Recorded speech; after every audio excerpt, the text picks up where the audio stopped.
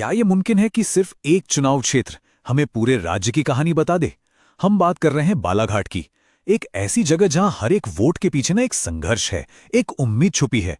तो आज हम डेटा और जमीनी हकीकत के जरिए बिल्कुल यही समझने की कोशिश करेंगे। चलिए, जो ये राजनीतिक शोर शराबा है उससे दूर हटकर गवर्नेंस यानी शासन की असलियत को समझने के सफर पर निकलते हैं। अच्छा, तो इस पूरी कहानी को समझने के लिए हम 5 हिस्सों में चलेंगे। सबसे पहले हम देखेंगे कि जमीन की नब्ज क्या कहती है। फिर इलेक्शन डैशबोर्ड पे नजर डालेंगे, मतलब आंकड़े क्या इशारा कर रहे हैं। उसके बाद नतीजों के पीछे का क्यों समझेंगे। फिर इस सीट का जो उतार चढ़ाव वाला इतिहास रहा है उसे खंगालेंगे। और आखिर में एक बेहतर भविष्य के लिए गवर्नेंस का एक ब्लूप्रिंट देखेंगे। तो चलिए सबसे पहले जमीन की हकीकत समझते हैं। देखिए, बालाघाट के मिट्टी में ना जंगलों की एक अलग ही महक है, खेतों की मेहनत है और गोंड और बैगा जैसे समुदायों की सदियों पुरानी परंपराएं बसी हुई हैं। यहाँ जिंदगी जमीन से ही शुरू होती है और जमीन पर ही खत्म। और इसीलिए यहाँ का हर एक वोट, आप समझिए, वो सिर्फ एक निशान नहीं है, उसके पीछे एक गहरी कहानी है, एक मजबूत उम्मीद है।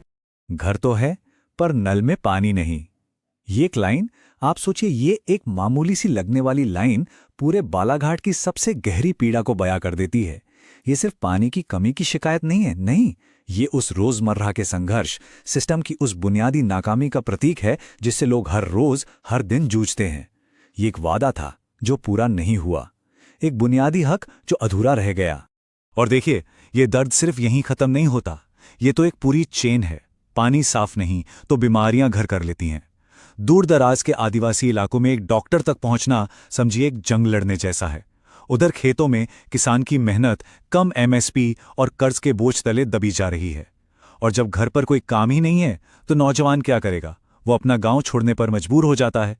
तो ये सिर्फ एक लिस्ट नहीं है प्रॉब्लम्स की, ये जमीन से उठ रही एक बहुत साफ चेतावनी है और इसे सुनना ही होगा। तो सवाल यह है कि जमीन से उठ रही ये आवाजें, ये शिकायतें चुनावी नतीजों में कैसे बदलती हैं? चलिए अब जरा नंबर्स की दुनिया में चलते हैं। हम बात कर रहे हैं बालाघाट असेंबली कॉन्स्टिट्यूएंसी नंबर 111 की। इसे एक बेलवेदर सीट भी कहते हैं, मतलब एक ऐसी सीट जो अक्सर ये इशारा कर देती है कि पूरे राज्य में हवा का रुख किस तरफ है। मध्य प्रदेश के इस कोने में करीब करीब 2,20,000 वोटर्स हैं। लेकिन ये सिर्फ एक नंबर नहीं है। यहाँ के लोग डेमोक्रेसी में, लोकतंत्र में अपनी भूमिका को बहुत गंभीरता से लेते हैं। और यही वजह है कि यहाँ टर्नआउट यानी मतदान हमेशा 78 से 80% के आसपास रहता है। बहुत हाई टर्नआउट है ये। और ये अपने आप में एक मजबूत संदेश है कि यहाँ के लोग वो बदलाव चाहते हैं और उसके लिए वोट की ताकत का इस्तेमाल करते हैं। अब ये ग्राफ देखिए, ये यहाँ की पॉलिटिकल वोलेटिलिटी यानी राजनीतिक अस्थिरता को बिल्कुल साफ साफ दिखाता है। 2018 में कांग्रेस को करीब 29,000 वोटों की एक जबरदस्त बढ़त मिली और सिर्फ 5 साल बाद 2023 में पासा पूरी तरह पलट गया, मार्जिन रिवर्स हो गया। तो इससे एक बात तो साफ है, बालाघाट में किसी भी पार्टी को वोटर्स का सपोर्ट फॉर ग्रांटेड नहीं लेना चाहिए। यहां समर्थन हर बार कमाना पड़ता है।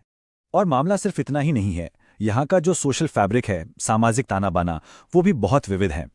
मतलब करीब 15 से 20% आदिवासी आबादी है, 8 से 10% शेड्यूल कास्ट और बाकी के लगभग 70% में ओबीसी और जनरल कैटेगरी के लोग हैं।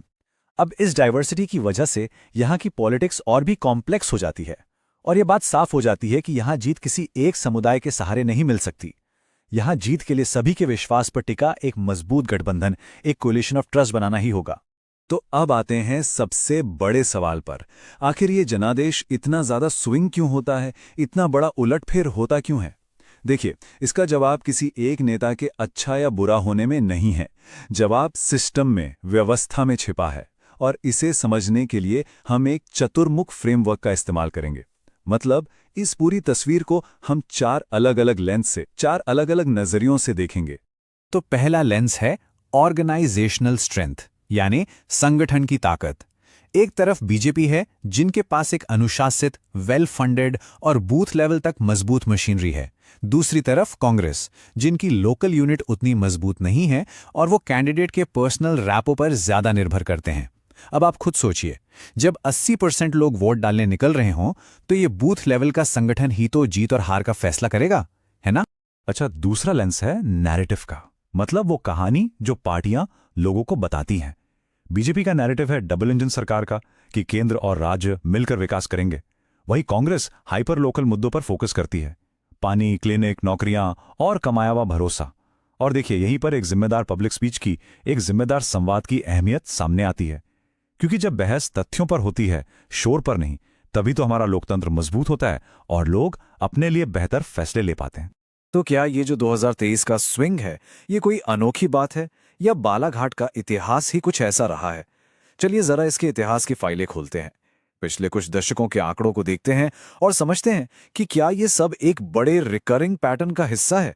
आप 1998 से ही देखिए, यहां की राजनीति बिल्कुल एक पेंडुलम की तरह रही है।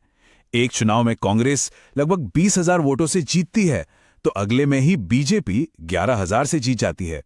2013 में जीत का अंतर सोचिए सिर्फ 2,500 वोटों का था, और फिर 2018 में यही फासला 29,000 को भी पार कर गया। ये जो वोलेटाइलिटी है, ये जो अस्थिरता है, यही बालाघाट की राजनीति का डीएनए है। तो इस पूरे इतिहास से हमें 4 बातें बिल्कुल साफ हो जाती हैं। पहली, ये एक सच्ची स्विंग सीट है, किसी एक पार्टी की जागीर नहीं है। दूसरी, यहां एंटी इनकम्बेंसी यानी सत्ता विरोधी लहर एक बहुत मजबूत ताकत है। तीसरी, यहां वोट का फैसला बड़े बड़े नारों पर नहीं, बल्कि लोकल डेवलपमेंट और आदिवासी कल्याण जैसे मुद्दों पर होता है।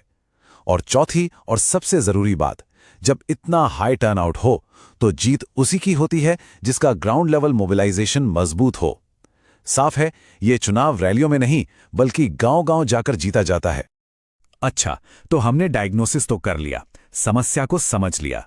अब समाधान की बात करते हैं, एक ऐसे गवर्नेंस ब्लूप्रिंट की जो सिर्फ वादों पर नहीं बल्कि डिलीवरी और जवाबदेही पर आधारित हो। एक ऐसा रास्ता जो शासन को सीधे सीधे लोगों से जोड़े। ये जो 5 स्टेप की विन बैक स्ट्रैटेजी है, इसकी बुनियाद है भरोसा, अर्न्ड ट्रस्ट। पहला कदम इंटेंसिव बूथ लेवल कैंपेन, मतलब घर घर जाकर लगातार बातचीत ताकि हर एक आवाज सुनी जाए। दूसरा, डेडिकेटेड ट्राइबल आउटरीच, ग्राम सभाएं करना, कम्युनिटी लीडर्स के साथ पार्टनरशिप करना। तीसरा, विजिबल माइक्रो प्रोजेक्ट्स, छोटे लेकिन दिखने वाले काम, जैसे हैंडपंप ठीक करा देना, ये बड़े वादों से ज्यादा असर करते हैं। चौथा, एक फीडबैक अलायंस बनाना जिसमें युवा, महिलाएं और किसान हो। और पांचवा, एक रैपिड रिस्पॉन्स सेल जो गलत जानकारी का, मिस इन्फॉर्मेशन का, तथ्यों से मुकाबला करे।